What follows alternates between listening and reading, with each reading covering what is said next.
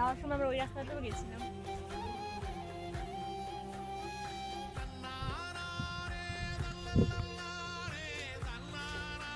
ওই যে দুটো বাড়িগুলো দেখা যাচ্ছে পুকুরের পরে,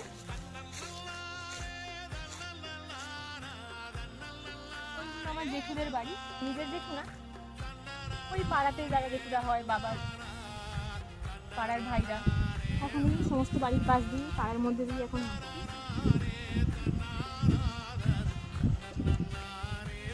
এখানে পুকুর থেকে ভালো জল ছিল, এই গরমকালে জলটা মারা হয়েছে, আবার বর্ষা হলে জল ভরেই যাবে, এখানেও ভালো মাছ থাকে।